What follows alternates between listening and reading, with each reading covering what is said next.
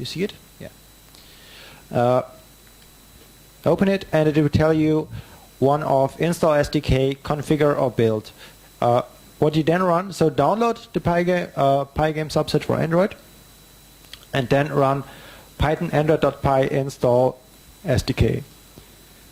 And it will download some more stuff. And when you've done that, you're basically prepared to then deploy Pygame stuff on Android.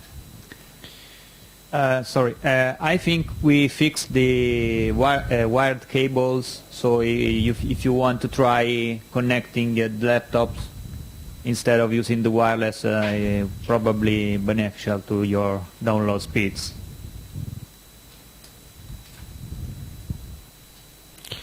I'll just add the command here so that you can all see it. Then this one.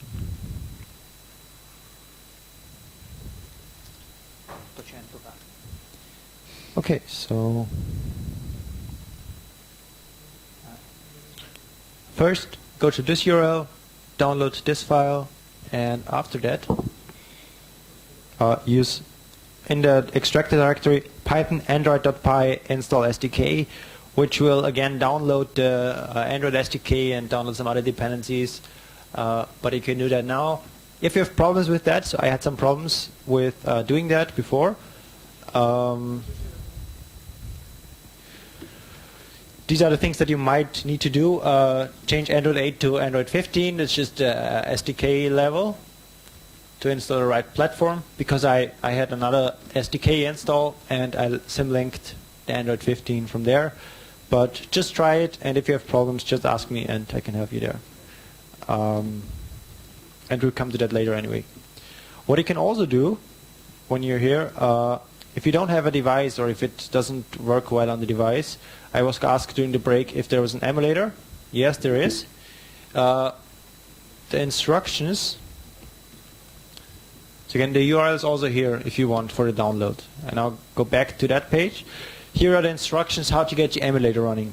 So this is just a web page where you get some instructions, what you can do with it. Then you use the SDK, so the path to the SDK wherever you installed it or copied it. Tools, Android AVD.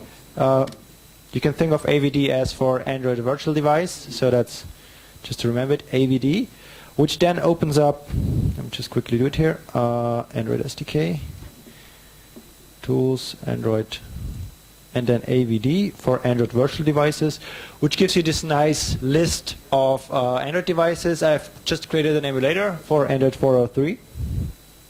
But when you start out, you don't have anything here. So you can click on New. You give it a nice name, I don't know, my emu for example, or hello.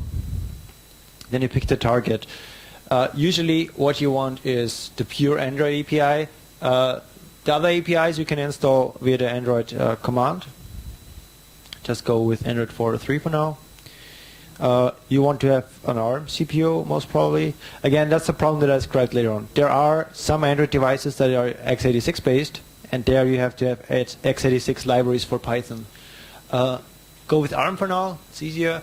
Then the SD card size, just put in something like, I don't know, at least 100 megabytes, because you might want to install Python modules there later on. And just to be on the safe side. Also, again, the Python for Android installer puts files in there, so make sure that it has, I don't know, 100 megabytes should be enough. And it would just create an image file where the files on the SD card are saved. You don't need this one. You can enable it, but you don't have to. The resolution, that's the resolution of the device. For the presentation here, I picked a lower resolution so that you can all see what I have on the screen, like this. But basically, if you have a bigger screen, feel free to just pick, I don't know, wide VGA with 800 or something. That should work fine. Or you can manually enter any resolution if you want to. That basically doesn't change anything except for how big the screen is. Yeah. You can then also set some hardware properties, which is mostly for doing direct Android development. I'm not sure if it's so much important for Python. But you can have a look in there. For example, you can say, okay, my virtual device should have D-pad support, directional pad, or GPS support.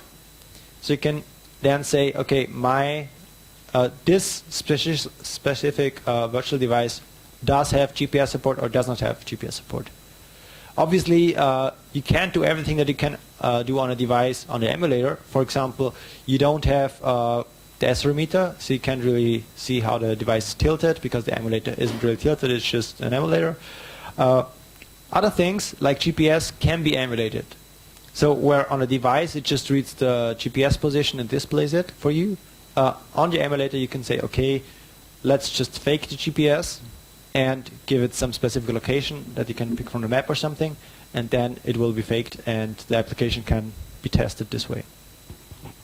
But again, for Python development, you usually don't care about that because you don't use these APIs. Also, same thing with camera. I'm not sure if the camera is supported in the emulator. Haven't really tried it yet.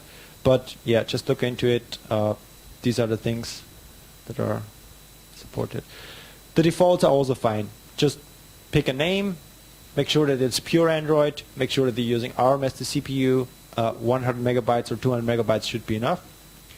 The size, depending on your screen size. If you have a netbook, pick a smaller resolution. Otherwise, because the emulator is not just the screen, as you see here, it's the screen plus some hardware buttons that are emulated here. So you can make the volume go down and up. And this is this touch screen. You just use it with a mouse. Yeah.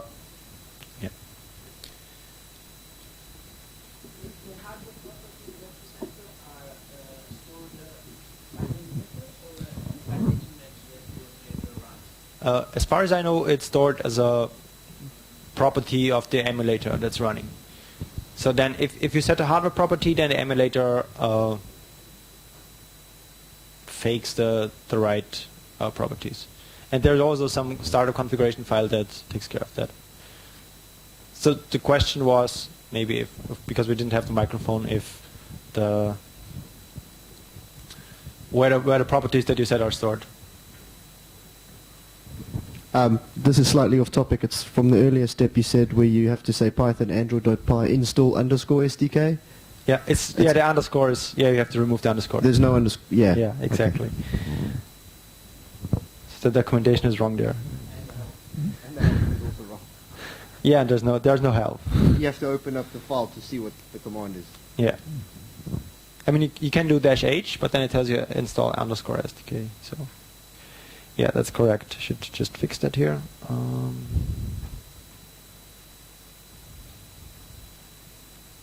What is it?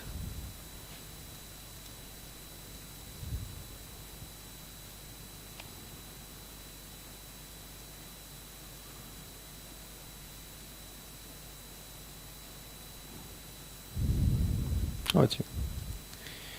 Okay, so thanks for the hint.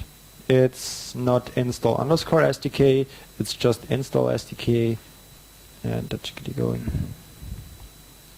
Again, it downloads the whole Android SDK right now, so it's again takes some time. So if possible, try to use the Ethernet cables, then you might have a better connection. Yeah, but now that we have the Android emulator here, it's also much nicer for you to follow everything because I can show it here on this nice screen instead of doing the crappy webcam stuff. What I also want to mention, if you're using Android emulator, right now it's just portrait mode, which is kind of weird for landscape mode games. Obviously you can just render it, tilt it, but it's kind of difficult to understand. So here's a small hint.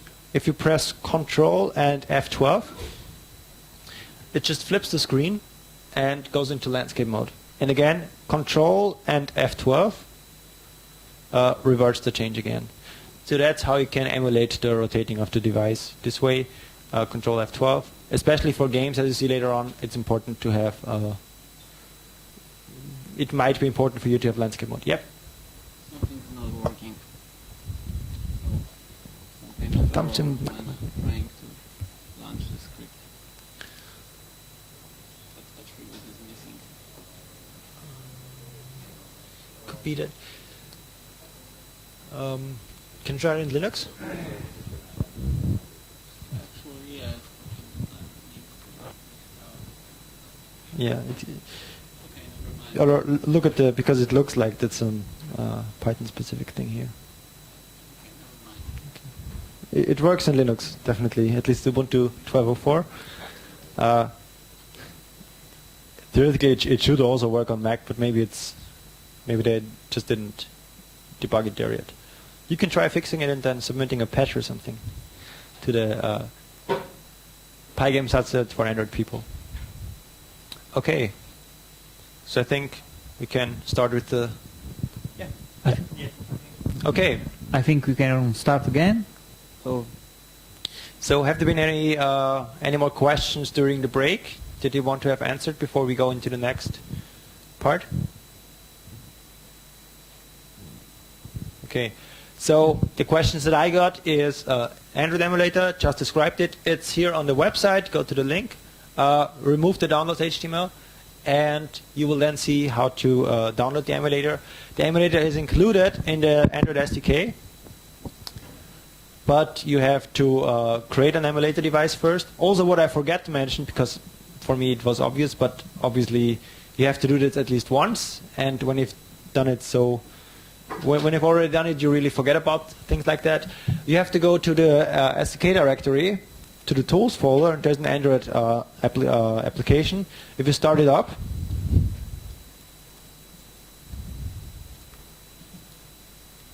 you will get this window. And there you have to make sure that the Android SDK platform tools are checked and installed, because this will give you the ADB command. This is important. You can also install the rest. Most of the other stuff is just Android APIs for Java, so you don't really have to care about that. Also make sure that the ARM EABA v7a system image is installed. This system image is used for the emulator. And again, tools, Android virtual devices, AVD, gives you the list of virtual devices that you have and if it's running or not. Create one here, set it up, and then you can use start to start the emulator, obviously. And now you're here in this emulator window. And the emulator basically, as far as Python development is concerned, can do everything that a real device can do. So you have here the Android menu. Scroll around here in the menu. And I've already installed both the scripting layer and Python for Android. You have to do this probably on a command line. From this URL, again, go to the website and you can copy it, so you don't have to copy it from the projector. Get the scripting layer for Android APK, get the Python for Android APK, and then you can say ADB install downloads and the APK, where downloads is the directory where you downloaded the file. And by default, if you don't have any other Android device connected, and assuming that you have the ADB utility in your path, this will install the APK file onto your emulator. Then you do the same thing for Python for Android. Go into the emulator. So when you start the emulator, it looks like this. Click on the menu. Click on scripting layer for Android. This will give you again the scripts. Here the menu button is located in this UI here. Then go to View, Interpreters. Then you see Python's already here. If it's not here, you can go to Menu, Add, and select Python. And what you then have to do after installing Python for Android, go to Python for Android, and it will ask you to install it. So there will be a button Install here. Takes a bit to load on the emulator. That's kind of the disadvantage of the emulator. Install it. And be sure not to touch anything else, because the install is a bit weird in a way that if you touch anywhere, it could be that the board and you have to restart the installation. But if you're at that point, you have Python for Android installed, you can do all the development. The nice thing about the emulator is that it behaves like a real device, even with ADB. So if I say ADB devices, now I still have this Android device connected. I get two devices, the emulator and the device connected via USB. If I disconnect the device now and do the same thing, I just get the emulator. And if you have multiple devices and you do, for example, ADB shell, you usually have to specify which one that you want, otherwise it might pick the wrong one or not work at all. So now I can do ADB shell, again on my command on my computer, And now I get a shell on the emulator. And as you see, it's a root shell, because on the emulator you have root access, so you can do all the good stuff in there. That is as far as working with the emulator is concerned. And now I think, if there are no other questions, I would like to continue with the Pygame subset for Android. Yes?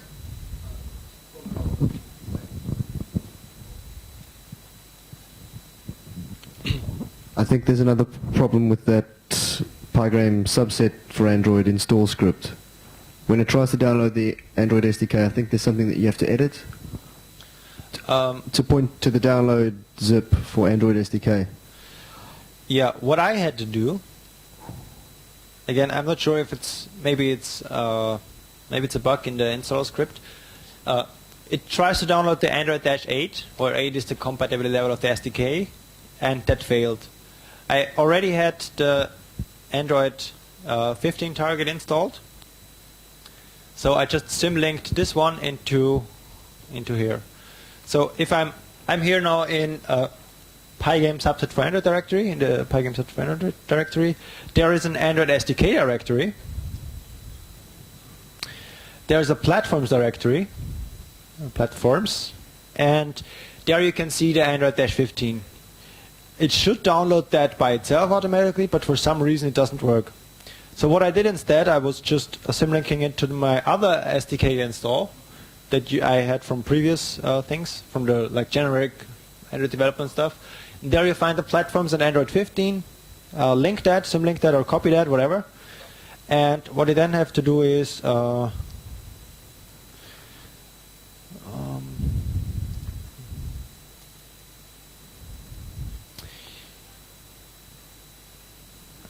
there are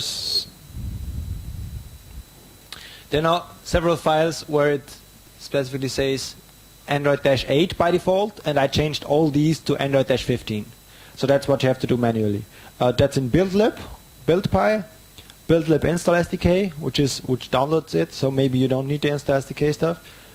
And the project properties, I think that's automatically generated. But make sure that you change all occurrences of Android-8 to Android-15. Okay. Mine looks like it's trying to download. I don't see the compatibility version. It's blowing up in the buildlib install SDK, and I think it's trying to download Android SDK _R16. Yes. This one, I guess. Yeah. So you could also try to just symlink the Android SDK here, and it then tries to also download Apache AND. That's required for building APKs, basically. The AND works. It's just it fails on the download of the Android SDK. Mm-hmm. You can go into the Android SDK, and there's again the tools Android. And if you're doing it inside the directory of the Pygame subset, then you obviously edit or you maintain the installation for that specific path. So you're directly... so I can do it in that tool? Yeah, okay. You can do it in there too. Cool. So it's basically two separate. So you usually have your own Android SDK installation, and it makes its own Android SDK installation. And there, in this menu, you have the SDK platform 15, and that is just what you need. I'll just do that then. The script is broken. Yeah. Okay, thanks. Unfortunately. And then also make sure that the other scripts also point to Android-15 and not Android-8. Otherwise it won't work.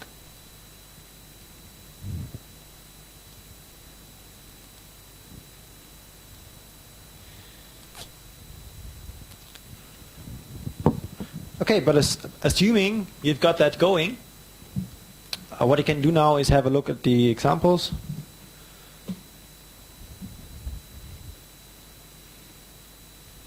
Because they already provide a nice a basic structure of how you should structure a Pygame application, also so that you can run it both on your desktop and on a mobile device, which is great for debugging and for development, because then you just go ahead, try it on your desktop. So the URL for the Pygame subset, which these people did, is pygame.renpy.org.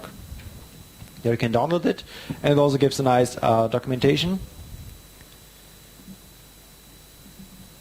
And here's a simple game. Here's the source code. That's what you do. You import Pygame, which is the same as you do in desktop. Then, depending on whether or not you're running on Android, you can try importing Android. So on Android, there's an Android module. Usually on your desktop, there's no Android module. Also be sure not to have an android.py file in there, your current directory, because otherwise it would detect it as Android. So the assumption here at this point is that if you have Android, the Android module will be not none. And if you don't have Android, Android will be none. So you can check if Android is not none, or just if Android, then do the Android things, otherwise do the other thing.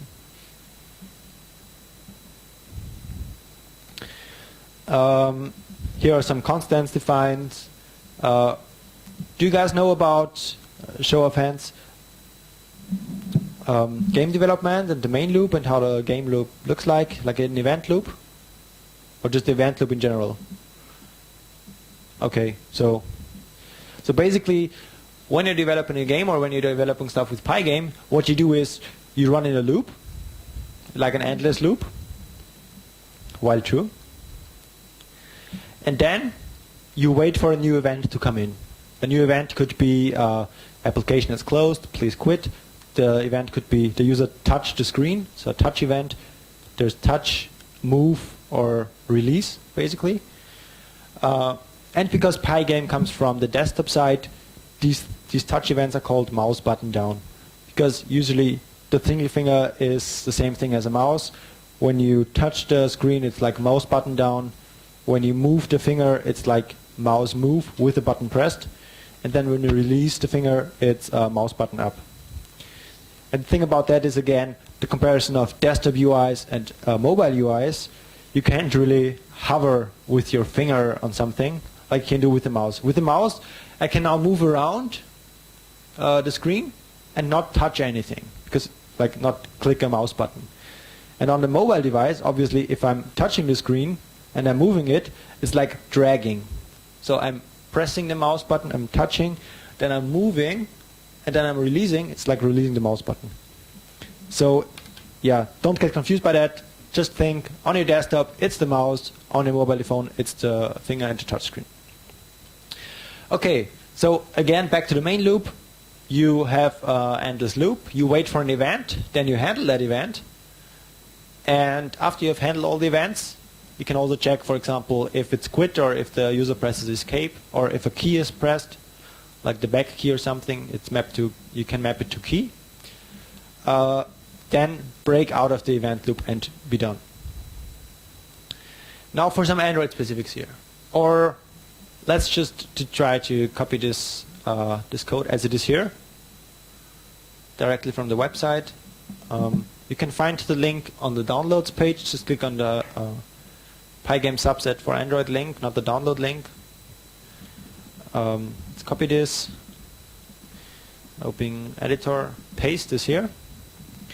Save it as mygame.py in my home folder. I've saved that. Just an normal text editor. Save that.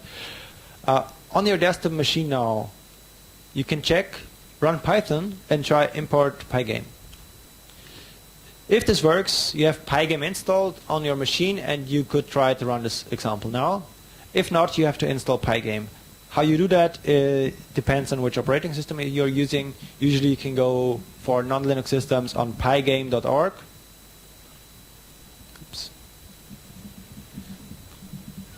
And then you go to downloads, and there we find packages for Windows and Mac OS X.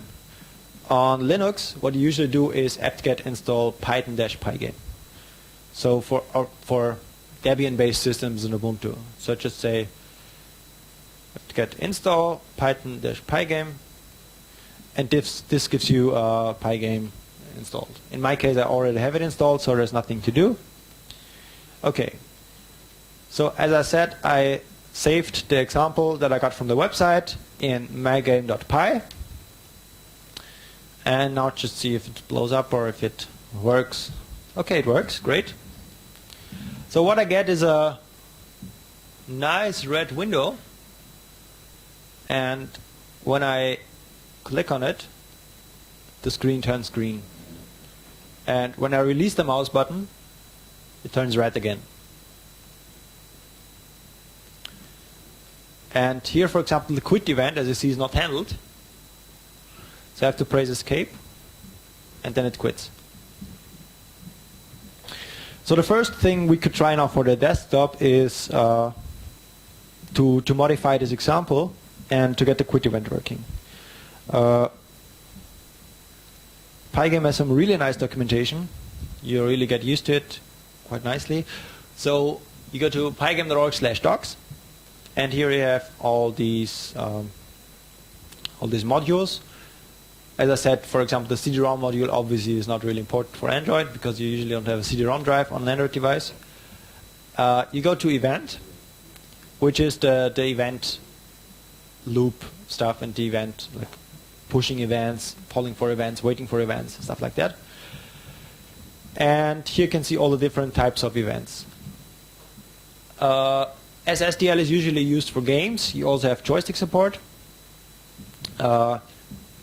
And because it's also used on the desktop, you could have a resize event. For example, if you change the resolution. All these things are stuff that really doesn't happen on an Android device normally. And you can push your own events, for example, the user event, which can be useful if you have a timer and you want to do some animation, and all the time the animation should progress. You can send a user event, and then you have to don't have to care about keeping track of time, stuff like that. You can just say to Pygame, here's something that I want to do. So I just create a user event. I tell Pygame I want to have this user event fired every 100 milliseconds. And then it will take care of sending this event to me. And in my normal event handling, I can take care of mouse button down, mouse motion, mouse button up, or user event. Something else that's important for the desktop, there's an active event, which you can use to see if your window is currently active. Active means, for example, if I have two windows here, now the right one is active, now the left one is active, so just if it has focus. And what you can do now is, if the window isn't active, you can pause your event loop, for example, or avoid drawing, just so that if people accidentally switch to another application, your application shouldn't run in the background. And this is even more true for mobile platforms. So always try to make sure that when your application is in the background, that you stop all processing, because it really doesn't make sense to keep your animation running, stuff like that. Ideally, for games, it really makes sense. When it's in the foreground, it should work. As soon as it gets switched in the background, make sure it pauses. And ideally, because if you have a real-time game, there are enemies moving, or they are trying to shoot at you, something like that, or I don't know, if it's a racing game, you might drive off the track. If the user switches away, which can happen on Android all the time, for example, if you're receiving a phone call, just make sure that the game is paused, and maybe even activate your pause mode, which could be a screen that says game is paused, press here to continue. So that even when the user switches back, for example, after a phone call, they might not just get into your game again. You might have to just, okay, where have I been now? Okay, that was a game, it's a racing game, and I'm now at third position, and I have to go left now. So they can really focus on what they have to do, and then they can say, okay, and now continue, go on. So really take care of that, because on a desktop, if you have a game, you can assume that the user is focused. Here, your user could play at the bus stop, and then the bus comes, and the user puts the phone in the pocket, comes back later, and you don't want to have the game running while the user enters the bus or something. So really take care of that. That's really important, and something that you might not know if you come from a desktop development background. So what we want to do is to implement for the desktop the quit event, just to see how event handling works basically. So we now know that there's a quit event. We know that there are no parameters to the event. Parameters mean, or attributes of the event mean, for example, if you have a mouse button down event, so if you press, you get the parameter position. Because obviously, if the user presses the button, it would be kind of boring if you can just find out, okay, the user pressed the button. For most useful application, it makes sense to find out where the user pressed the button, on which position, because you might have multiple elements, or depending on where the user presses, you do something different. So that's the attributes. But again, we can come back to this later. So we want to handle the quit event. Have a look here. Okay. This looks like an event. So we can find out, okay, there's this event object that comes from Pygame event wait. And this event object has an attribute called type. And this type object can be compared directly to the constant that, for example, is quit. Why is this a global constant here? Because we imported... oh no, it's not. You can import it with Pygame locals. For now, you can use it like this, or the time event is something that we defined locally here. So what we want to do is if, or elif, event.type equals pygame.quit. Just to be sure, it always makes sense for me to print something so that I can check on the console if I'm still doing it right. Quit event received. And I break out of the loop, which is this while loop here. Save this, and go back to your console. Start my game. This still works. And now if I close it, quit event received, I'm done. Okay, so that works. Now we have found out how to do some kind of event processing. Maybe the colors are kind of weird. So let's change the colors. This is RGBA, which means red, green, blue, and alpha. Alpha is usually only used for blending. It's like transparency. So 255 means it's completely opaque, and 0 means it's totally transparent. So we have defined just a tuple here with red and green, and we use it here. So we just set the color and set it to red and green. For now, just keep the constants, but make red, for example, I don't know, blue or something. So red, green, blue. Just because having full screen red is apparently bad for some reasons. Okay, now we have green and blue. That was easy. But still it's very boring because really I want to find out where I clicked and do something with that.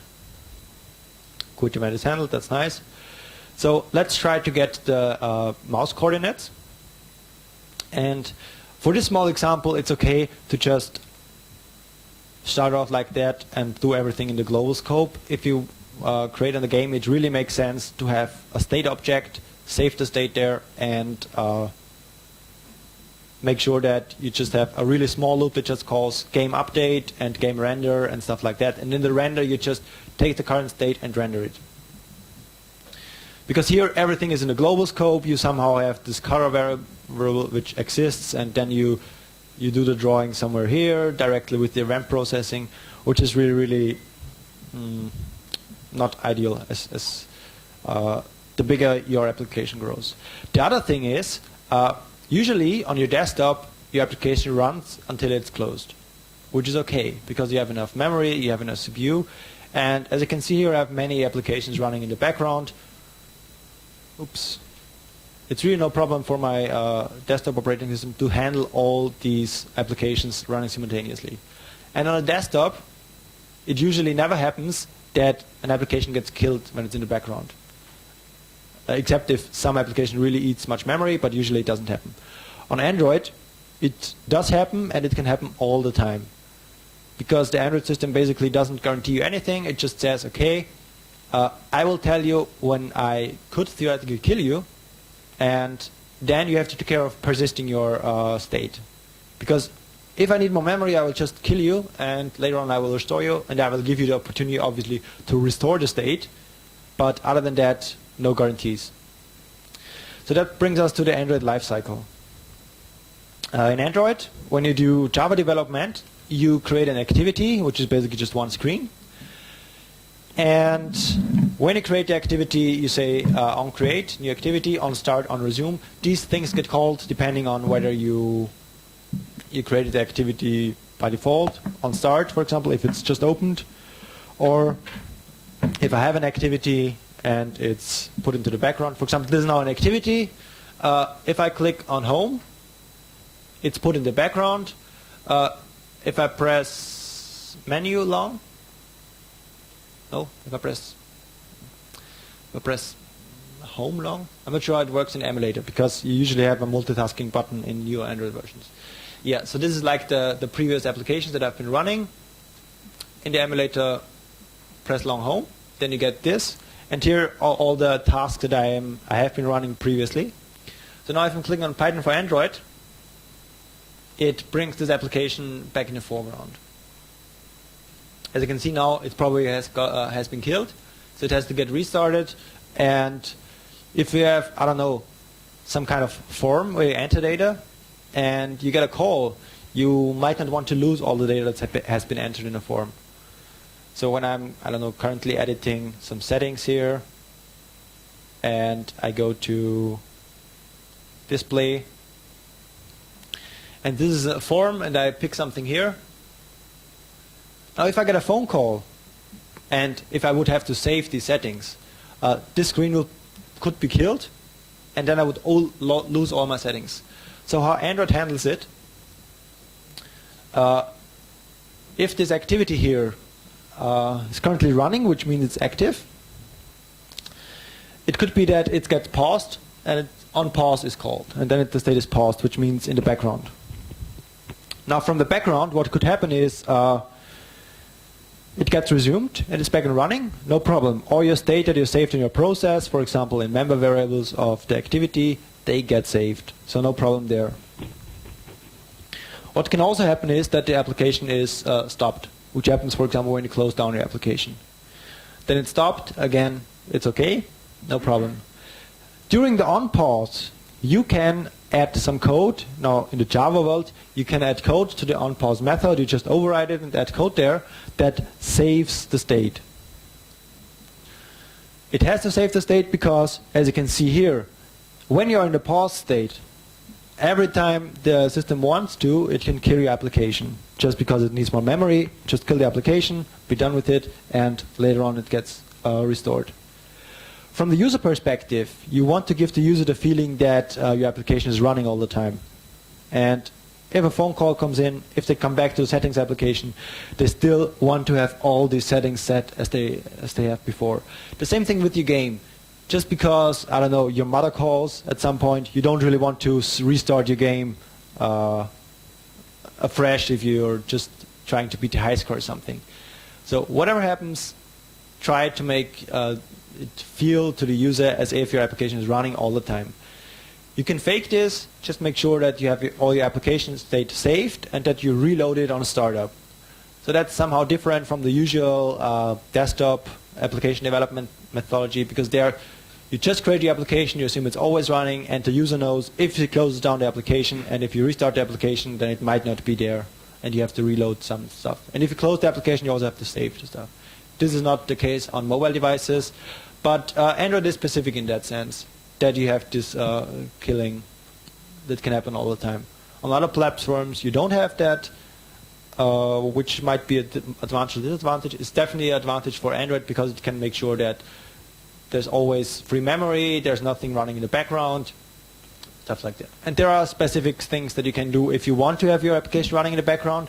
If you have some synchronization process or some long-running Python web server, you want to have that running there. So there's definitely possibilities also with scripting language for Android, but just keep that in mind and design your application so that even if it gets killed at any point, you can at least revert back. What does this mean for our Pygame application? It means that make sure that you know what your current state is. Just try not to leak everything in the global scope, because then you have to kind of find out which applications you want to store. And when you have done that, save it somewhere, a specific location that you can find and can restore, probably on the disk somewhere. And when you start the application, don't assume that, if you have a game, that the user goes to your logo and then back to your main screen, to the menu, and chooses some level. Make sure that if the application has been killed before and now it gets restarted again, that you go directly into the level, which might be hard, but yeah, you don't really want the user just to have to restart the application in that case.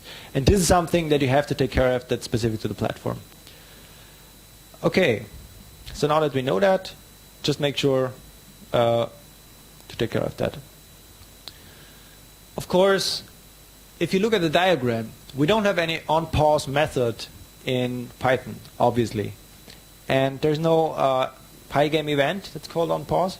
just doesn't exist because Pygame doesn't really have the concept of the Android lifecycle. So what the people that did the Pygame port to Android did is they create some new API. See here, Android specific. If we are running on Android, which is the same as Android is not none, or for our purposes it's the same as Android is not none, and that happens exactly if the import was successful. If that is the case, which means that we're on Android, then there's this function check pause, and that's documented in the Pygame subset for Android documentation. Check pause means does the application need to be paused for some reason, because it's in the background, or because Unpause has been called in the Java world. Then what we can do is wait for resume. And this call basically blocks as long as the application is in the background. So check pause, wait for resume. If I can again maybe put this here and this here. So yeah, check pause means do we get paused? Did we get paused? And wait for resume, it's basically just a call that just waits until the application is resumed. And the thing here is, at this point, you can save state. But at this point, you might never get here. Here in this case, I check pause, okay, I should pause, so we are in danger of getting killed. So save your state, and then wait for resume. Now two things can happen now. Wait for resume means it can all sit in the pause state, and it will sit in the pause state. If there's not enough memory, your application gets killed, and you never arrive here. So don't assume that you can just continue here or do some more cleaning up here. Save your state here, wait for resume, and then two things happen. Either your application gets killed, and the next time it's started, you have to check if whatever you saved here can be restored, and do that. Or the alternative is your application doesn't get killed. The application is resumed on resume in the Java world, and in the Python world, wait for resume, which means it's running again.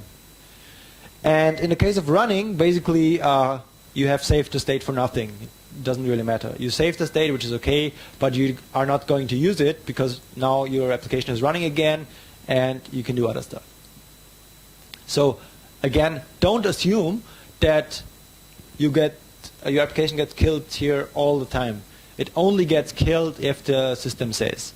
And this is also something that when you're new to Android and you start debugging your application and you have really small device, for example, and it always kills the application when it goes to background because there's so little memory, then you assume that, okay, it always gets killed here, so I don't have to care about the case where it continues here.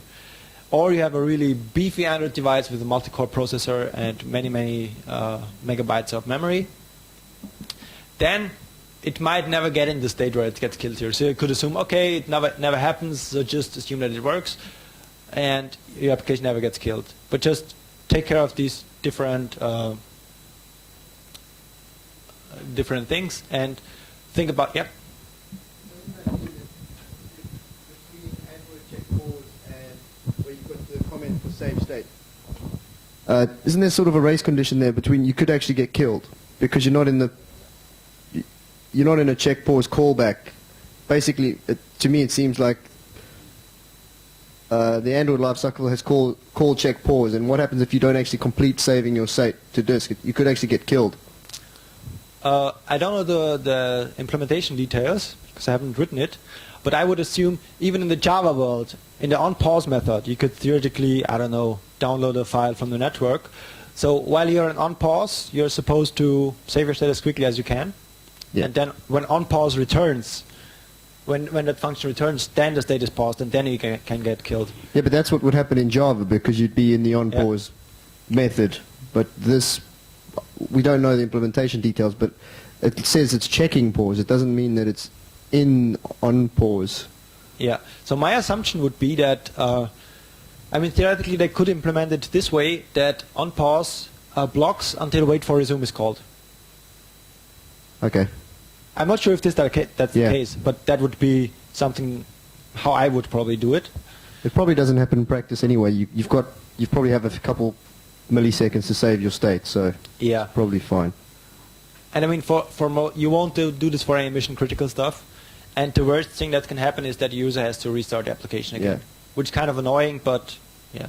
And you don't do that for persistent stuff. That's really just for saving the UI state. Yeah. In order to make the user, to fake the user, or to make the user believe that the application is running in the background all the time. And when you return, it's again where you left it. Even though it has been killed before and the process is a completely different process, it takes care of that. So, I don't know. What you put in here in the save state is, if you have a running game, the level state, but what you would not put in here is stuff like high score list or something, because the high score list would be saved whenever you create a new high score. Something like that. No, but I mean, if you've got a racing game, you'd have to store the position of your car on the track, your Yeah. orientation, your speed, everything. Yeah, exactly. Yeah. Exactly. But if that race is part of a championship, then maybe the championship state would be saved somewhere else anyway. Yeah. But yeah, really just, and in the worst case, if there's a race condition happening and your application gets killed early, then all you lose is the current race. Yeah.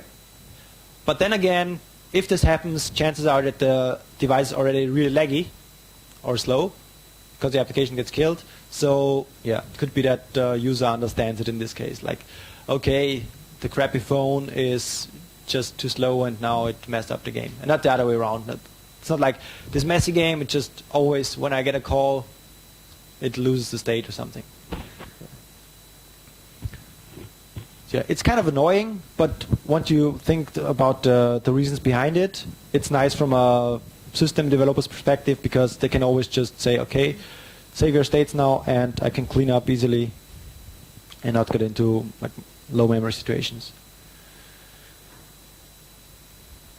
Okay, so now that we've done that, before we go much further into Pygame stuff, I have not really shown you if this stuff really runs on an Android device. So let's try to deploy this with the help of the Pygame for Android stuff directly on a device. In my case now, I do have it running on the device, a little extended version already, where I've done stuff like screen coordinates. It really is fast, as you can see. It's not like really slow. Again, it's just setting the whole screen to a specific color, but it works reasonably well. And in order so you can see it, we now put it on the emulator. Okay, for this you have to have your emulator running, or if you have an Android device, just have your Android device connected. If you say ADB devices, it should list your device somewhere.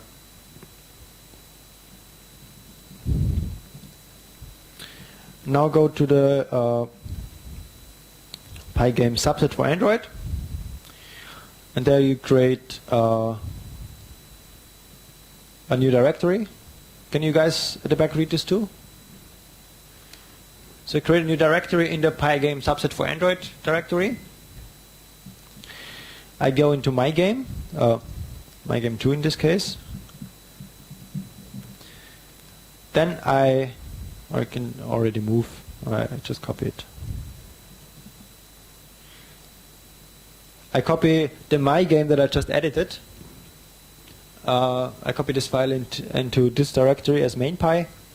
So it's just a convention of the Pygame subset that your main entry point is called main.py. So take care of that, otherwise your application won't run. Now what we have here in this directory is just main.py, nothing else. And what is also important from the Pygame subset perspective, so again an Android specific thing, is that you have to wrap all this code into a main method, and it has to be called main. And it says here this isn't run on Android. So basically what the Pygame subset for Android does is take your main.py, import it as a module, and call the main function on it. And if you want to run it on a desktop, This is just checking if you run the if you run this script as the main script, which is a Python specific thing. Does everyone know what this means? I guess. Yeah. So that's something really Python idiom. It's like int main in C if you want, but like it's not a function. But it just says, is this the main module or is it imported as a normal module? So you can check for that. And because it's not the main module in Pygame for Android, because it's just imported as a module, you call this here. And on Android, just the main method will be called. So it's not enough to just have the script and it does something. You have to have a main method in the script. And the script has to be called main.py. So now let's see where... Lost track of my windows. Okay, close this now. It's 2. It's 2.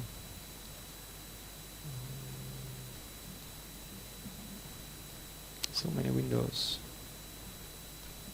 Oh no, I closed the emulator.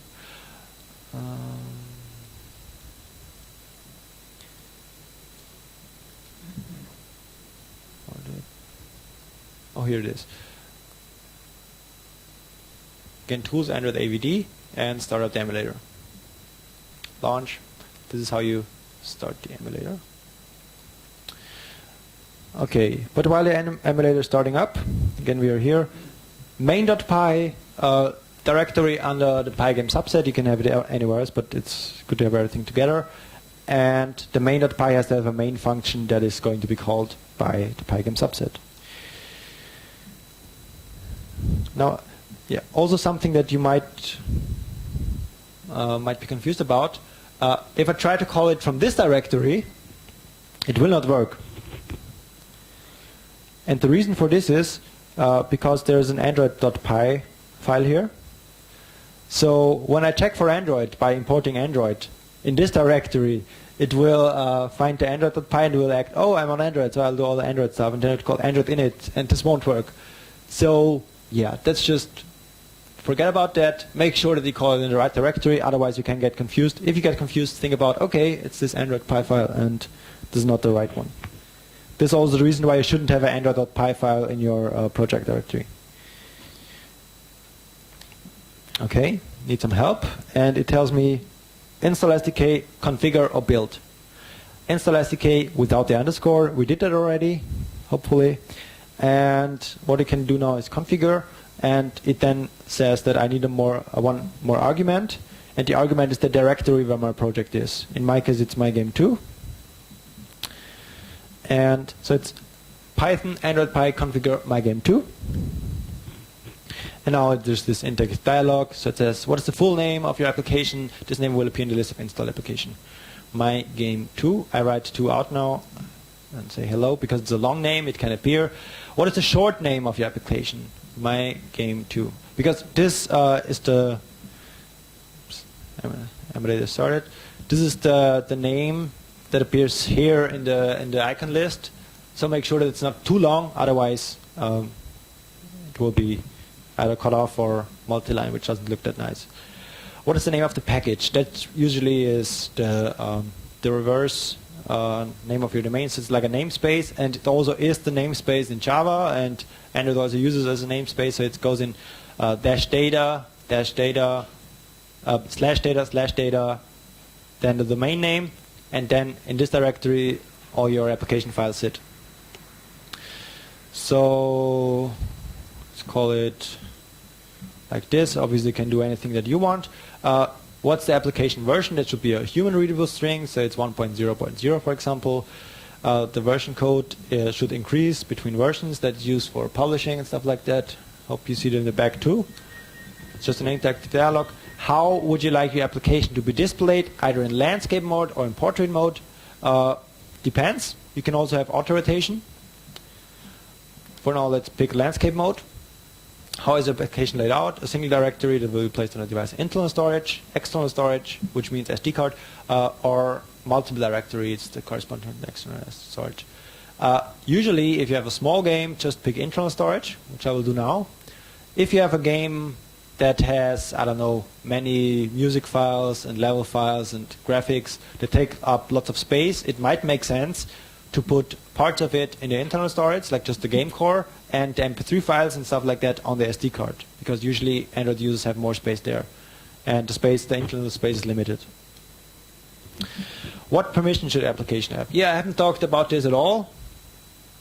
On Android, your applications have permissions, which means that if you're installing an APK from the website, usually it can't read your phone book, and you usually also don't really want it to read your phone book. What you might want to do, for example, with the game is upload the scores to a global high score list, so you need internet access. It's internet, network access, and the other permission that you might want to have, for example, if you have a shooter game and your player gets hit and you want to quickly vibrate, or also just use vibrate for tactile feedback if you're into something. So you have to request these permissions. This will be added to the XML file of the application package, and then if you've installed something from the store, when you install it from the store, before it gets installed, you will get the list of permissions, like this application is allowed to access the internet, this application is allowed to control the vibration of your device, stuff like that. Sorry, a question. This list is short because Pygame supports just these two permissions. Just to make okay. Yeah. So there are other permissions, obviously, like accessing your phone book, stuff like that.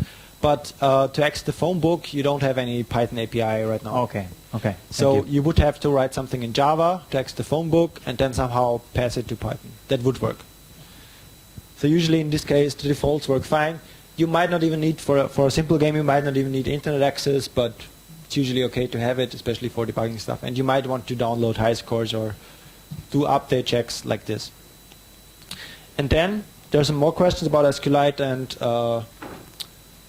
PIL, the Python image library. If you want to have SQLite, you can say yes here, and this will make sure that the SQLite binary module gets included in the package. If you don't need it, it won't include it, and that makes the package a little bit smaller, which is nice. So that's why it's asking you. Say no for SQLite. PIL, you might want to use the PIL for image processing.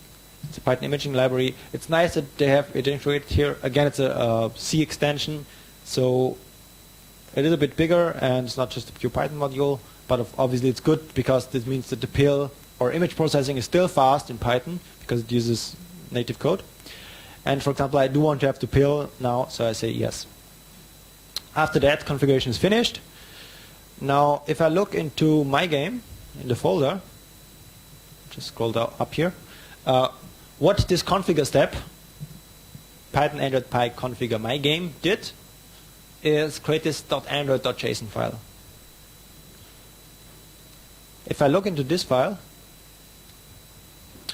you say layout is internal, orientation is landscape, the package name includes the Python imaging library, the name, the icon name, the version, the permissions, and all the stuff that is just up. So if you want, you can edit the JSON by hand, or you can just do another configure step, and now all the values will be the defaults here. So you can just go through, step through, and it will be the default selection. So for example, you later say that I want to have SQLite now, you can edit. Okay, so now we can go into my game 2. Have this main py. Again, try it out, see if it still works. Works great, perfect. Quit works. And now I want to package this and install this. Again, I don't know the command, so I do android.py-h. Now I see, okay, there's install SDK, I did that. Configure, I just did that. Build, I haven't done that yet. So let's just do build. And then it will complain again. It expects at least 2 arguments. So I have to say build. Okay, yeah. Again, that's something that you have to figure out by yourself or from the documentation or the website. So release, install. This means that now I want to build this package here, which is just a directory, and the target, this is basically untargets, is release. So I want to create a release build. It's also possible to do a debug build, But as it's Python, it doesn't really matter because release and debug usually means different things for compiling the Java code and the C code. And then install, just install it on your device, which uses ADB. So make sure that ADB works. Okay. So as you see here, I don't have any MyGame 2 here. I do have the old MyGame, which I tried previously. But other than that, nothing here. So now I call Python Android.py build MyGame release install. And if I do that, it will copy some modules. It will compile some Java scaffolding. And it will sign the package. And it will install it on the device, onto the default emulator or device, which is in my case the emulator. You can see the long package name is used here. The version is used here. That's because I said release and not debug. And before we go into, so just, yeah, MyGame 2 is here. Before I go into that, just see what's included in the APK file. There's some meta information. So an APK file, for those of you who don't know it, is just a normal zip file. A zip file, and that includes some meta information, assets. For example, the icon is here, and the splash that gets shown when you open the application. Some layouts, that's Android layout. So for native Android UI, you have XML layouts here. The manifest, which describes things like which orientation it should be, what the default activity is, the permissions, things like that. Classes decks, it's like the combination of all the Java classes that your application has. So even though you don't do any Java development, the Pygame subset for Android does obviously have some Java scaffolding that's needed to just set the viewport up and then give control to Python. And it also handles things like the lifecycle there. And then here are the native libraries. As you see, it's ARMY AVI, so that means that right now this APK won't work on x86 based Android devices. As Pygame builds on top of SDL, which is a simple direct media layer, which is a C library for doing graphics, sounds, and input and stuff like that. You have libSDL, you have libSDL main, which is just a wrapper around the real main. libSDL image, which takes care of loading different image formats like PNG or JPEG. libSDL TTF, which is text, like TrueType fonts library, so you can load TrueType fonts and render it to a surface and then display the surface somehow. That's how you do text in Pygame. But you don't deal directly with that, but I'll show that later on. And then there's libapplication, which is basically your main application compiled as a shared library. And that basically just calls Python. And obviously libpython 2.7. And yeah, as you can see here, previously we have had Python 2.6 with script native for Android. With Pygame subset for Android, they're already using Python 2.7.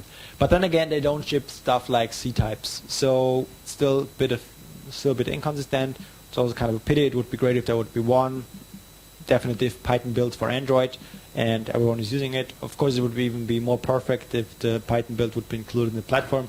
But anyway, it's okay for us now. Yeah, something more technical. When you sign the package, it creates some metadata, and then in order for the platform to really load the APK, it makes sense for the files inside the zip file to be aligned, to be byte aligned correctly to, I don't know, word boundaries or something, some boundary. Basically, it means that by aligning the zip file, loading is easier, and the APK can, as far as I know, be memory mapped, and the files can be read easily. So that's a performance improvement. And if you want to publish your application on the Play Store, you have to align and sign your application. But Pygame subset takes care of that. Just if you want to know why it's doing all these crazy steps, now you hopefully know. It's installed on the emulator. Just go here. You can see MyGame 2. Just click on it. And we should have got. It takes a bit longer because it's an emulator. Yeah, we have it here. It works. Still pretty boring. If we rotate the screen, still like that. But that's because we said we want to have a landscape screen, and because we defined a portrait mode, and now it just scales it down to landscape this way. Button press gets me back to the screen. So now that I've got that, we can now try to tweak more stuff. So yeah.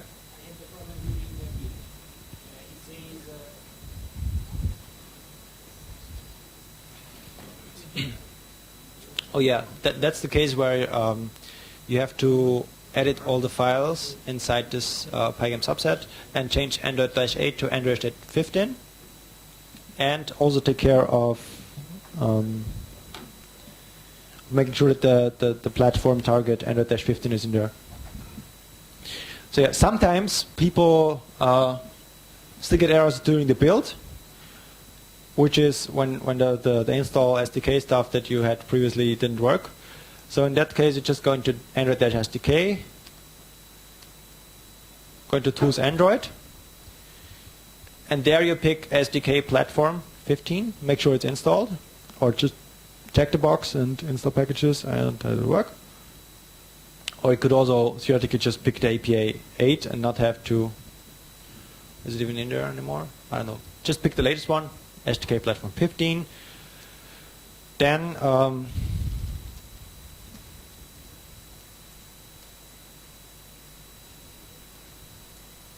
so if you have extracted it,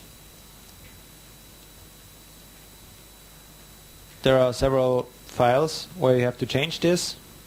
So in build.py, you have to change this to this Android-8 to Android-15. You usually shouldn't need to change it in the install SDK, because install SDK is obviously only used for installing the SDK. When you've got the SDK installed, you just make sure that you manually install the Android-15 platform, and then you edit it here, and then it should work.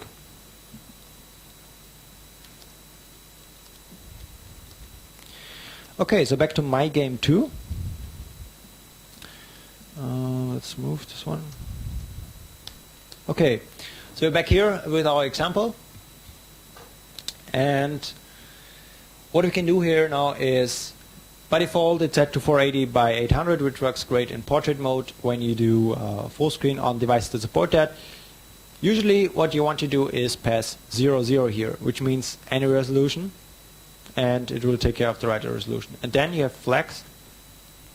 I'll probably just go here and show you that in the documentation so that you can find it yourself. Pygame.org/docs. Click on display. And here you have display set mode. You pass the resolution.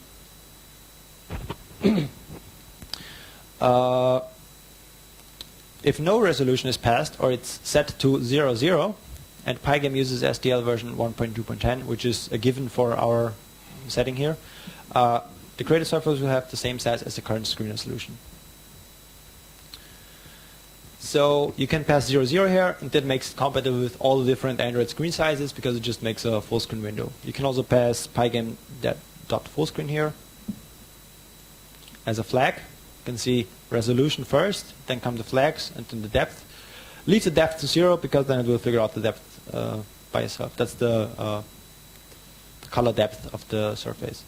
Which again usually doesn't make so much sense on mobile device, because you just want to pick the depth of the hardware so that you don't have to convert all the surfaces yourself.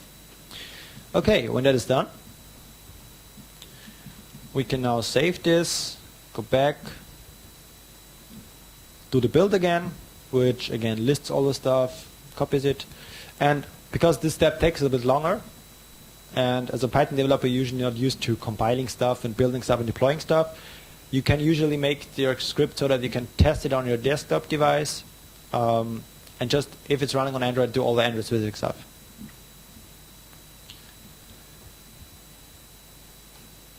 As you can see here, the package itself is about 3.3 megabytes big, so that's kind of big for just a small Python application, but it's because the Python interpreter is included, most of the standard libraries included, SQLite is included, and the pillar is included.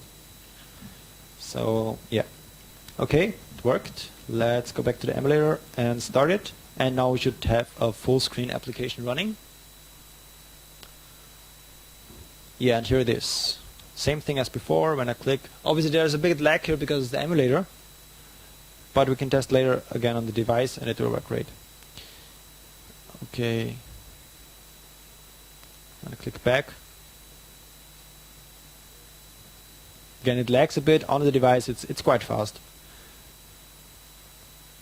So now, not to bore you too much, but I want to show you two more things: input handling and text output. Because I think with input handling and text output, you can do a bit more than just having some weird colors, which is still nice, but not as great as before. So the usual methodology is to just test it on your desktop machine. Press escape to get out. Now what you want to do is first just let's print the position. Just scroll down to mouse button down. Here I want to output the position. How would I do that? Any ideas? Because I don't know.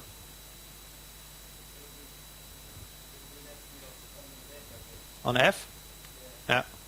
How would you look up the pos? How do you know that? Okay, Pygame docs. So let's look into event, I guess, and let's look into network problems first. Yeah, basically you look into the docs, you find out this event, the mouse button down, has an attribute pos. Right now we don't know how this looks like, so just print colon and this one. We will soon find out it's a tuple, but for now just run it. I press the button for some times, then hit escape so that it closes down, and we can see, oh, we get a nice tuple, x coordinate, y coordinate. Perfect. So again, at this point, I could now start just adding things to the global scope or to the function local scope, but it gets really difficult really quickly. So let's define a state object. What I have here is the color. By default, it's, I don't know, red, which is blue, but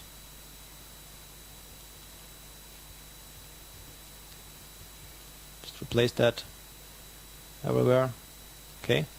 Self color is blue. And again, if you do it right, then you make it so that all the state is in the state object, and then you make sure that this state object can persist itself. For example, you just pickle it to some file, and when you reload the application, you can just unpickle that object, and then you have the state object and you don't have to care about that. That's the great thing about putting the state in one object, apart from just being cleaner. So we have the color. Now we say here state is a new state. Right now we don't care about restoring and creating. Remove the color here, because that's already up here. And everywhere where we have the color, we say state.color.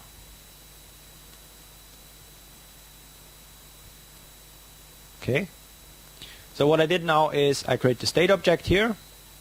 This has its attribute color, and everywhere where I used color directly here, I just use state.color.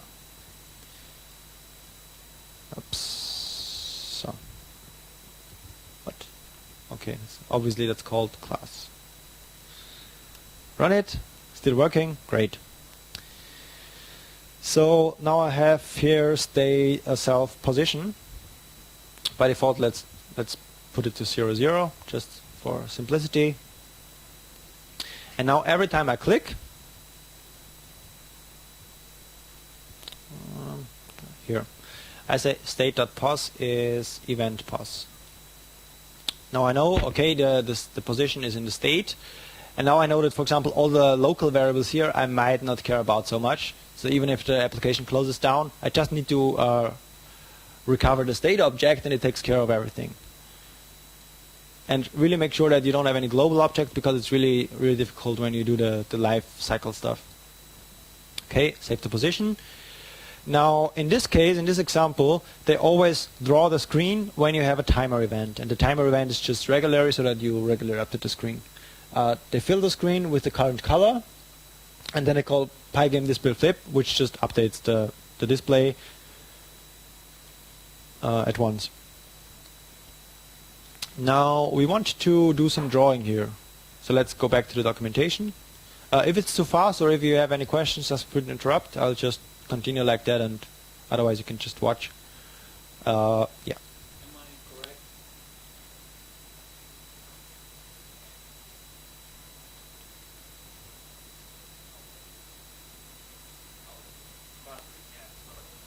Am I correct? It's not possible in Pygame to handle multi-touch events. So the thing is, I only know that the SDL port in Amiga Harmattan, it has some extensions to the events, which basically allows to distinguish between different fingers. I haven't tested it. I would assume that either it just works with a single touch, or I think in that case, multiple touches are registered as the same mouse event. So if you have a device and you have two fingers on there, and you move both fingers, it would register as the mouse moved here, the mouse moved here, the mouse moved here, the mouse moved here. So it's not really multi-touch, and you can't really do anything without it. It's just broken, in a sense. But yeah, you could probably fix it. I'm not sure if they've done it, so I haven't checked that far. But theoretically, it's possible. You would have to change the library. Yeah. So we want to draw something. We want to draw a rectangle, or let's draw a circle. Actually, looks nicer. So I copy the definition here, paste it here. The surface, in my case, is the screen. So in SDL you have a surface, in Pygame you have a surface. You can create several surfaces and then lift them onto each other, and the screen itself is a surface where I can draw stuff. Color. Let's pick the color black now, 0, 0, 0.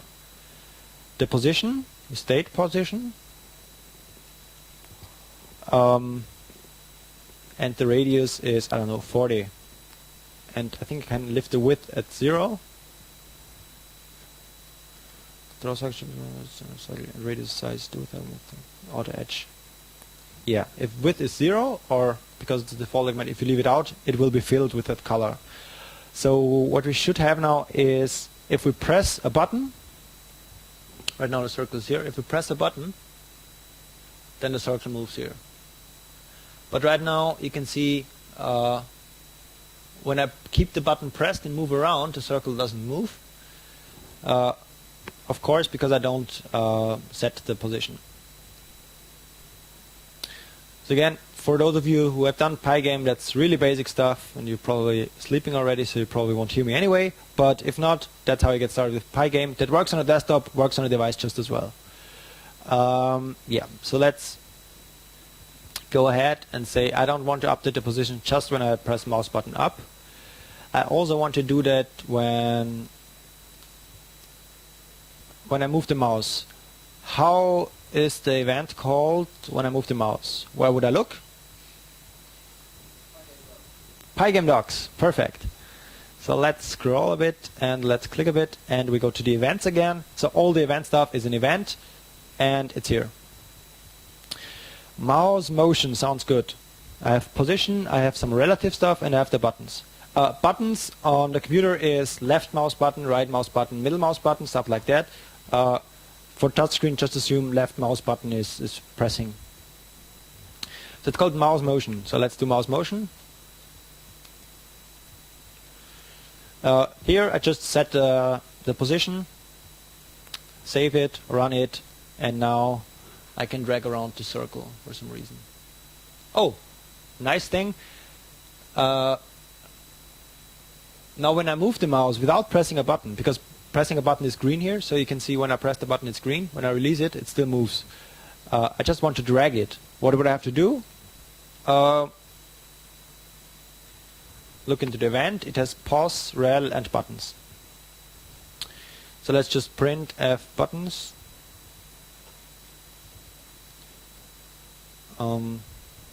Yeah. Now I move around, hit escape.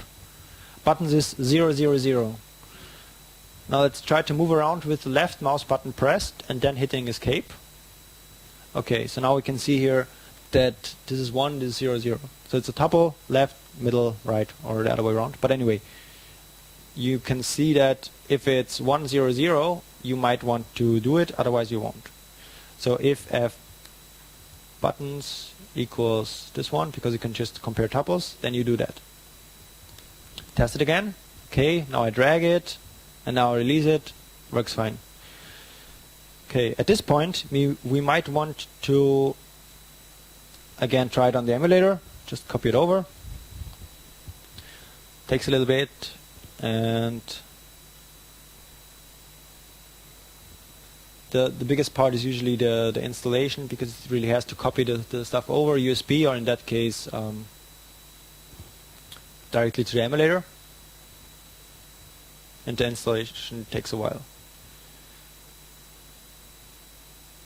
Also, if you are planning to publish it to the store, make sure that you don't use a signing key. So the way with the store, how it works is you sign your package with your private key, and you need the private key to update the package. If you lose the private key, you can't update the package anymore. You have to upload a different package, which is kind of unfortunate. So make sure that you save this private key and keep it safe in a way that you don't release it anywhere else, because otherwise other people can publish the same application. They just need the key. Starting it, and if everything works, I should now have this dragging here. As you can see, the emulator is a bit lagging here.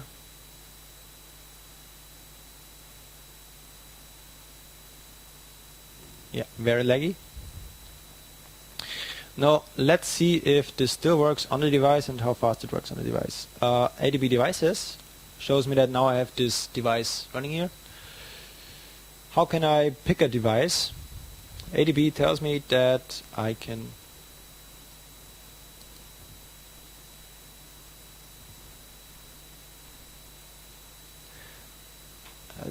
pass the serial number or product name, I guess.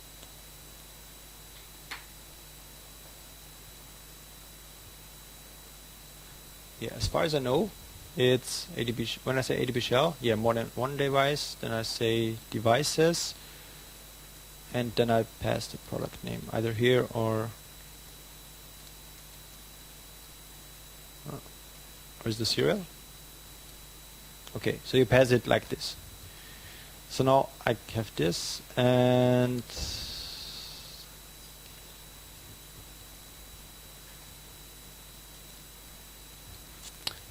I find the package is an APK.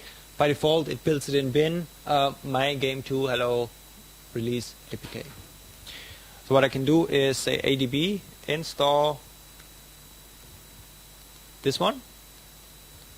So unsigned means it's not signed. Underlined means it's signed but not aligned. And the normal one is the aligned one.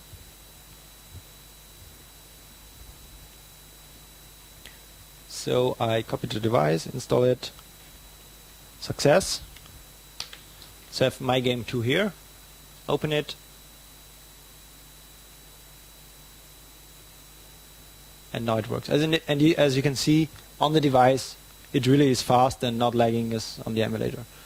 So that's also something that you have to keep in mind. Even though the emulator basically can do everything, because you are running an x86 machine and it emulates an ARM processor, and all the stuff happens emulated. It's really much slower here, and on the device it's really fast. And I mean that's a slow device. So okay. So any questions so far? Yes.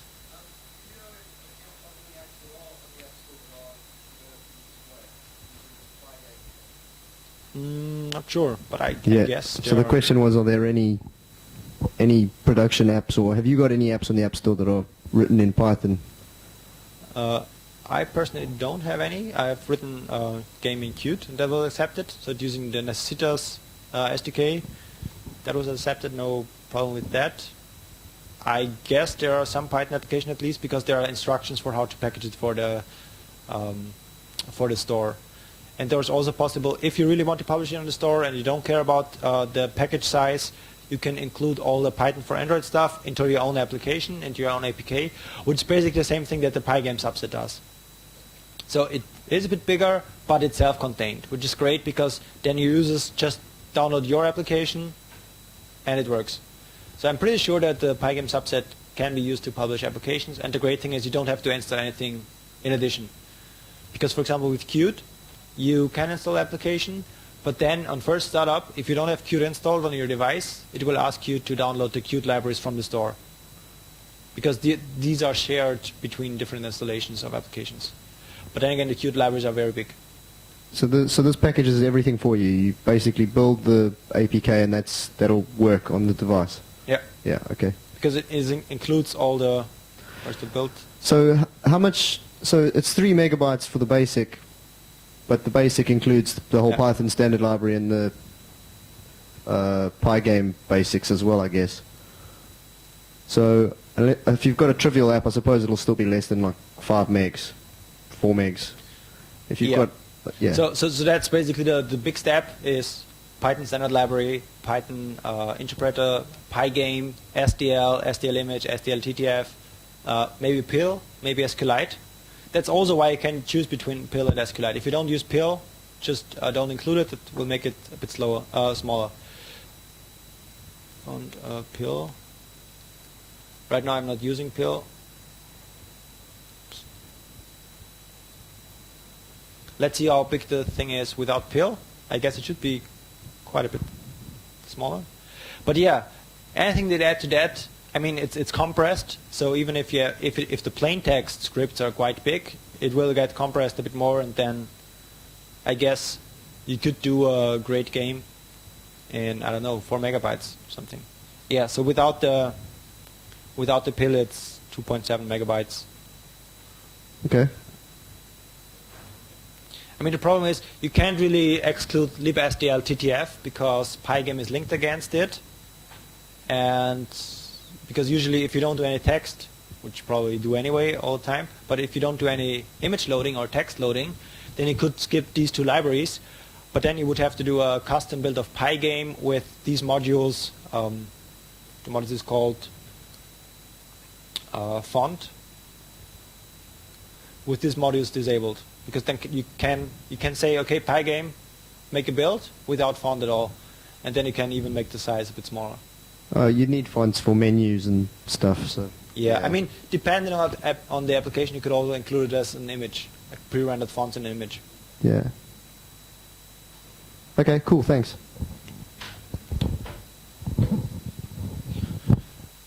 I mean, the great thing about Pygame also is that there's a big library of existing applications. I guess you could always also find bitmap fonts and bitmap font rendering libraries. So you basically just, I mean, you probably know what bitmap fonts are anyway. So you just have all the characters painted into an image. Yeah. And you could either do it fixed width or variable width. And then you have a table that says, okay, the A is on this position, that height, that size. And then when you render a font, you basically just copy rectangles from this bitmap font one another, and then you get a string. And then again, you can skip all the font stuff here because that's true type rendering. For some application, bitmap fonts might also be faster depending on how you see it. It might be more beautiful or less beautiful. But yeah, that's definitely an alternative. But yeah, or you can just draw your fonts manually. So all these options. Okay, so we have 20 minutes left, is that correct? Yes. Okay, so I think Pygame is enough for now. I guess the general idea is here. I can quickly show you, and I will obviously also upload all the examples. I have also done a different modification. This is kind of preparation to this, and it's just the same thing, but here with font rendering done. There's a small trick that you need to know. With font rendering. The small trick that you need to know is by default it doesn't find any fonts. So you have to look in ADB shell and find out that in system fonts you will find all the fonts that are installed on the Android device, and you can directly use the direct path there to find the TTF file, or you ship your TTF file directly with the application, which again grows it in size, but whatever. Now it's installed in an emulator. It's called My Game, and it is the same thing. Let's rotate it. Again, you can rotate the emulator with Control F12. Here I have a simple counter. When I press it, the color changes, and you have some more stuff like the position. Again, this is very slow. On the device, it's very fast, and you obviously have to optimize stuff. And this draws the whole screen all the time with the color, even if nothing changes. What you really want to do is just make informed updates. So if you have a grid, as I said before, if your character moves from one grid to another, from one grid cell to another, just paint the background of the grid of the old grid cell and point the character on top of the new grid cell. But I mean, you can find this information. So again, on the device, it's really quite fast, and it's even with font rendering here.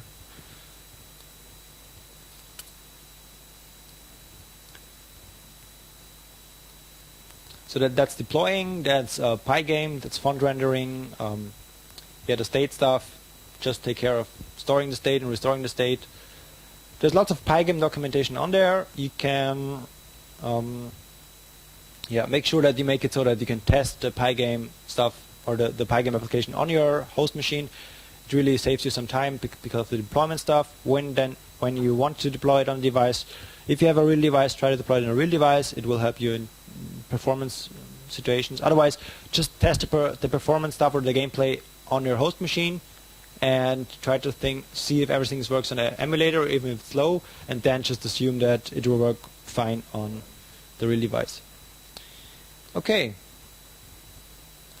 See if we can get this killed here.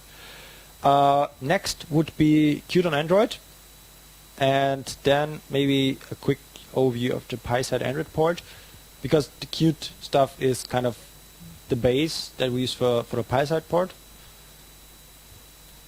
So PySide for Android, just for a quick introduction. This is something I did last summer, because I already used PySide on Migo, and I did some UIs there, some mobile applications. I thought, well, wouldn't it be nice to just port it to Android, at least the first quick try. So I compiled PySide for Android against the Qt libraries for Android, which is then a CITAS port. And so this project, PySide for Android, basically makes use of 3 projects. Python for Android, which takes care of cross-compiling libPython. Qt for Android, which is called the CITAS project, which is porting Qt to Android. And the Python bindings for Qt, which is PySide. You should be able to do the same thing with PyQt, but I was used to PySide, so I use PySide for that. There's some basic build instructions. You basically have to build Python for Android for your host system. So you have a Python interpreter that can run on your host that's used for compiling PySide. You have to compile PySide for Android, cross-compile it, so that you have libPySide and libshiboken, which is used for PySide. Then I've created a small C++ project which does nothing else, nothing more than just invoke the Python interpreter from a C++ application, because then you can use the CITAS IDE to create an application and deploy it directly to the device. So this is this launcher. You can find it on GitHub. That's basically all you have to do. If you have never used the Python C API from C++ or C, that might also be interesting to look at. So because CPython is written in C, you can obviously also use all the Python functionalities directly from C. It's obviously more cumbersome, stuff like that, but you just include python.h, then you can initialize the Python environment, pyinitialize. In order for the sys module to get the command line arguments, you have to say pysys set argv with argc and argv from the C main method. You can then open the file. It's just PySide main is defined as sdcardmain.py, and then call pyrunsimplify, which just runs it as if you would have called it from the Python command line utility. Close it, pyfinalize. That's basically all you need to do.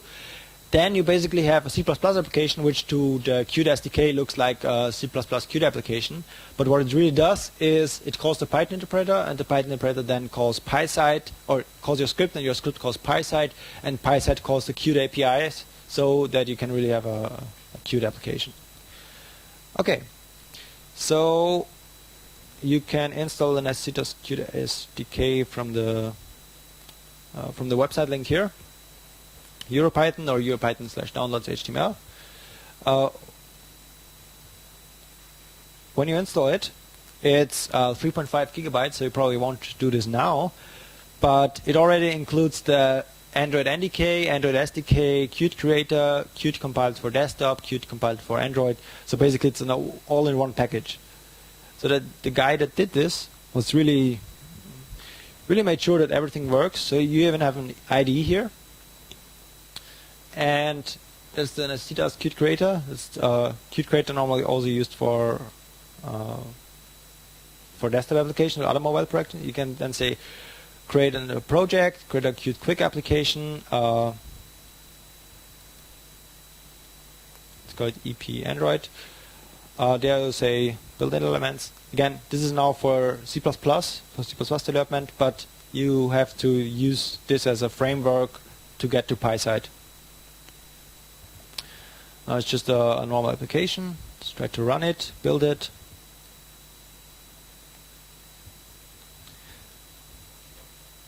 And the thing is, with Qt and QML, you don't have to write everything in C++. QML is a markup language that looks a bit like JavaScript, and you can also do JavaScript code. You can write JavaScript code in there.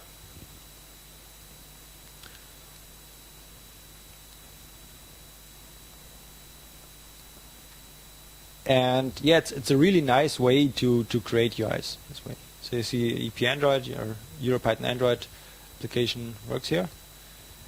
And now what you have to do is, because the Qt libraries are shared between all the installed applications, the first time you install a Qt-based application, you have to install this Ministro service. I'm not sure if it doesn't work here on the emulator because you don't have the market application installed. So what I will do is I will deploy this to my device where I already have Qt installed. Now if I hit play, it should deploy it to my device, because now that's the only one that's connected because I closed down the emulator.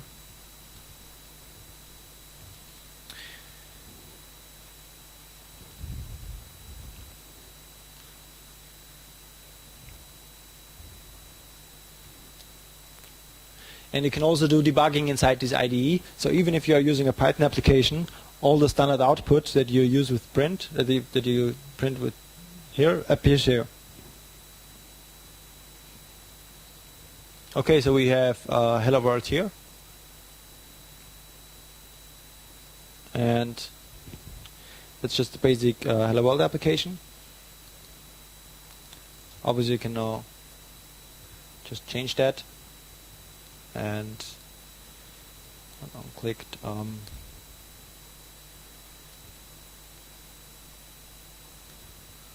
let's call this mouse area, and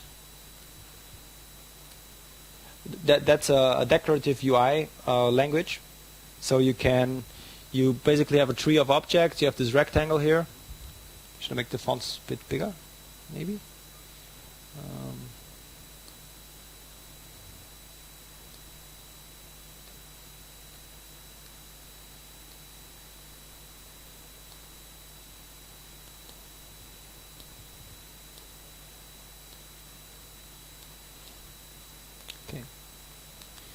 So I have a rectangle here, and this rectangle object has a width property, a height property, a color property, and I have then a child element. This is a text element, and it should be anchored, and it should be anchored like centered in the parent object. The parent object is always the outside rectangle. The text, this is for internationalization, so it's like get text. Can forget about that for now. Then there's a mouse area, which could, for example, fill the whole parent. And now what I do here is I could say the rectangle is has the color red. Well, let's use blue, just because we don't want to have red anywhere. Okay, again, deploy it.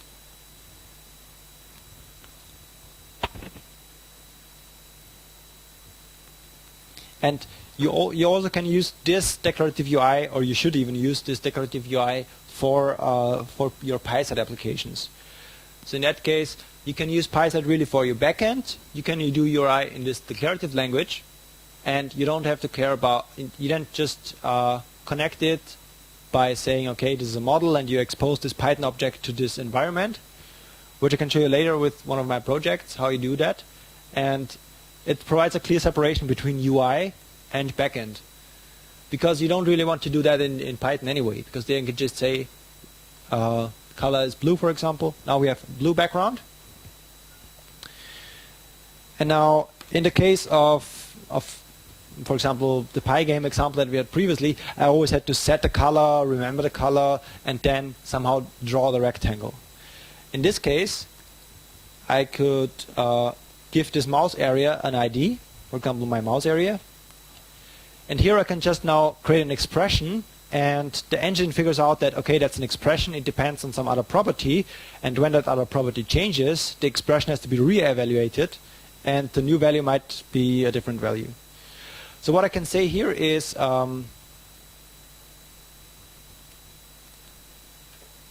if the mouse area is pressed, I want to have green. Otherwise, I want to have blue. Is everyone familiar with this tertiary operator? Question mark and colon. Okay. So in Python, you would say green if my mouse area pressed, else blue. But here that's like C and Java and JavaScript and whatever. And in fact, this is a JavaScript expression. So the engine now takes care of saying, okay, when it's pressed, it's green, otherwise it's blue. Now we'll deploy this again on the device.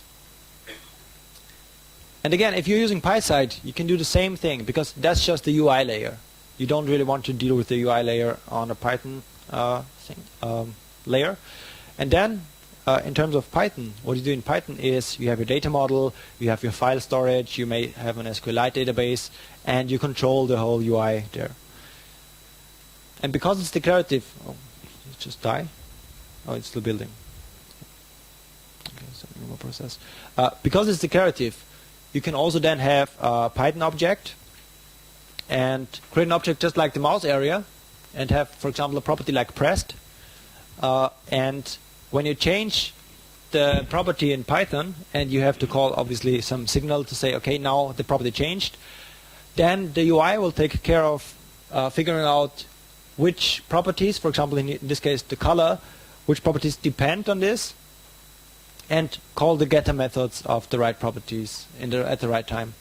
So that's really great for doing UIs, even on the desktop. Okay, so here we have hello EuroPython, and when I press it, it turns green, and when I release it, it turns blue. Because every time I press it, and the mouse area fills the whole rectangle, it fills the parent, when I press it, the property pressed on the mouse area changes, so then the engine has to re-elevate the color property, and says, okay, pressed is now true, so the value is green.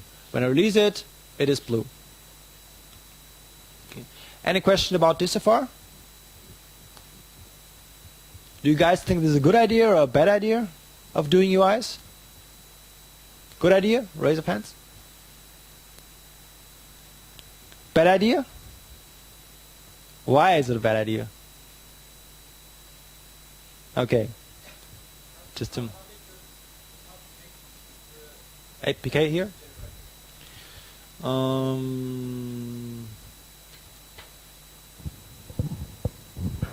The question was how big is the APK? So the APK here is 588 kilobytes. The reason for this is because Qt is not included. Right. Okay. So the Qt installation is on the device. So like with Python for Android, the first time you start the application, you get a little prompt that says, we have to use Qt. So you click on that, then it downloads the Qt runtime from the market. So that's why it doesn't work on the emulator. But you can manually insert the emulator if you want to. And it's even so smart that you basically, in the project, you have to say, for the run and package configuration, you say, I want these Qt libraries. So for example, I want the Qt gallery, Qt GUI, Qt network, stuff like that. And in the package description, it saves that. So, for example, if you don't use Qt Network, only the first application that uses Qt Network will cause this library to be downloaded. So that means that even if you have Qt installed and another application comes around, if it uses Qt Network for the first time, there will still be network access and we'll still download that. But it will be shared across all the Qt applications that are installed. And it also allows you to use the LGPL licensed version of Qt. So that means that you can basically have a closed source application because it just dynamically links to Qt. It also makes the package size smaller.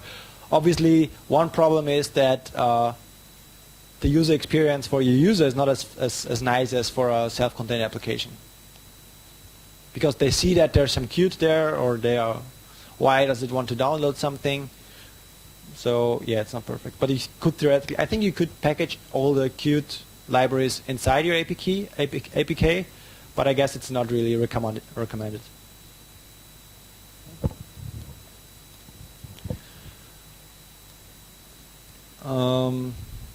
Yeah, we still have 2 minutes, so not sure what the okay. Python QML examples. Okay, so you can do the same thing with PySide. Now, I won't go and show this on Android right now because you need a root device and it's kind of complicated and sometimes it doesn't work.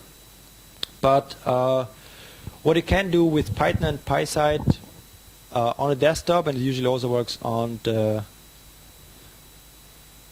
on a device, for example, you can do some crazy logo that rotates, and it's even a translucent window.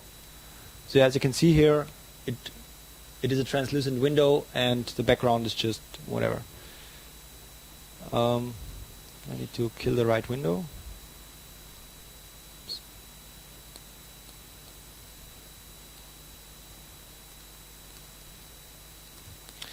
How is it done? Basically, you import PySide. That's just all the Qt modules to do that. Then create a view. Set the source, and that's just the QML file. And there you can, for example, say that this image, that is the PySide logo, it has a rotation animation, and it runs infinite. It has infinite loops, and it runs. And one rotation is 2 seconds and 500 milliseconds. So that's again just nice. You declare how it should behave, and the UI takes care of that. So that's why, I mean, the Python part here is not really that interesting because it just loads the UI.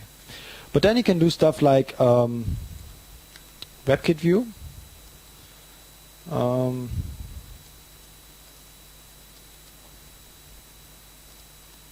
Just have to install the WebKit stuff. Hope that's fast. So Qt also has a WebKit module which allows you to display HTML stuff. And what you can do now is combine PySide or Python code and QML code, which is the decorative UI, and HTML code, which is just HTML. So this is PySide running in the background, controlling everything. The white stuff around here is QML view. And inside here is HTML document. And the way this works is the HTML document can have JavaScript calls to Python and the other way around. So I can have here, this is just a HTML form. I can say set rotation, and it will rotate like this. And that's QML doing the rotation, and it has some weird animation going on. You can also, from the HTML content here, send arbitrary data structures. That goes to Python. Python says, okay, I've received a list where there's a number, a string, a float, a boolean, and a dictionary, because all these data types basically exist in JavaScript as well. And now I'm sending data. It's now, which uses the time module, time.time, to get the current time, and hello from PySide because it's Python code. and then I can display this in the HTML view. So you can even combine different methodologies. And as soon as you got PySide running on Android, you can use all these features. Yeah, I think that's most of the important parts of this. But you can check out the samples here, because I won't go into everything. It's mostly UI driven, most of that. You can, as you can see, you can call JavaScript from Python. You can do the other way around. It's pretty nice to do UIs in Python, and given that you can run it on mobile devices, it's a pretty nice technology. Okay, thank you, Thomas, for a great training.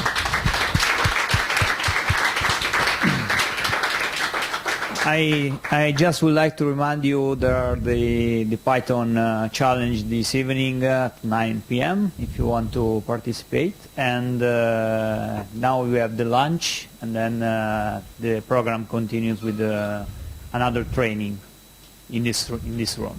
Okay, thank you.